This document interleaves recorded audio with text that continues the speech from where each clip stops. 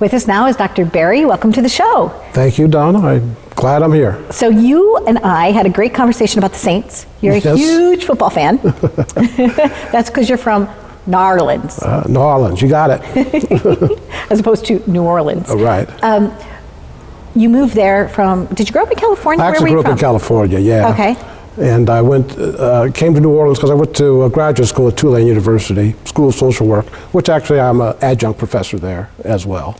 And I'm in private practice, psychotherapy, so that's what I do, talk therapy. Talk therapy, just like a talk show. Just like a talk show. And just like a hairdresser. Sometimes I feel like those are the types of professions, right, that are, actually, people tell you things. Yes, that's a very good point. Okay. Yeah, hairdressers and therapists, same dynamic. Okay. Confidentiality. Okay.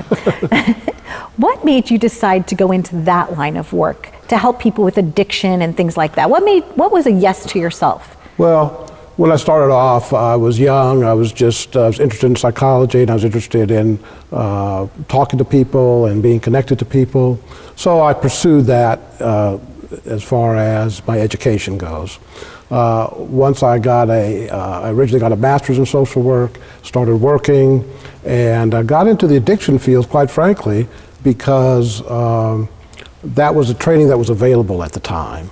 My first job was actually working in a family service agency with heroin addicts who had been on probation. They had gone through a program in federal jails.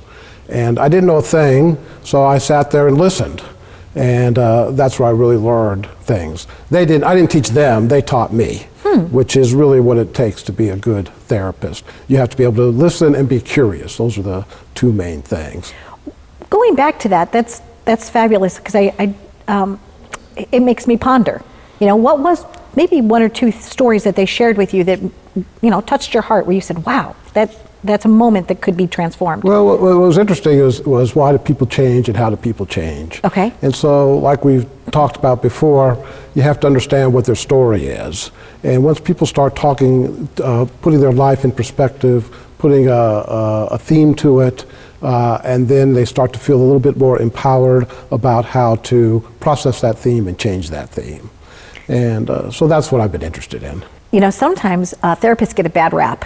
Yes. That you're just going to go, you're going to lay on the sofa, that they're just going to, oh, and how does that make you feel? And how does that make you feel? And how does that make you feel? Almost like a used car salesman, right? That they're just going to keep going on and on and on and on and on. How do you debunk that myth with your clients? How do you engage with them a little differently? So that's actually a very good point. And a lot of people, when they come, say, okay, why do I have to keep talking to somebody and just hear?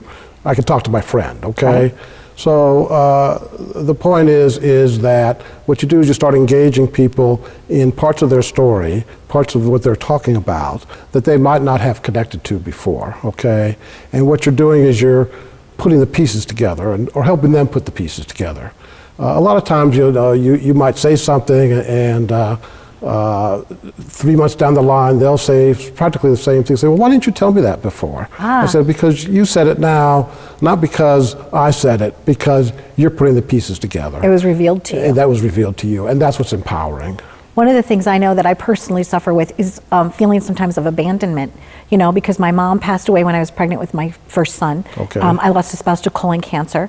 And now sometimes for me, anytime there's like an end to something, I have not issues around it, challenges. And I have to like look at that, but I can because I have the perspective of saying, why am I maybe overreacting to this particular end? Why does that look like abandonment to me? And I know that those are some of the tools that you're helping people learn. Yes, those are the tools. And you know, what we try to do is have people connect to their reward centers in their brains, okay? How do you move forward in life, all right? For me, ice cream, but okay. No. Well, you know, ice cream has its place, okay? No, I'm just being I playful. understand. Ice cream has its place, but then what do we do after we eat the ice cream, right? Yes. That's the issue.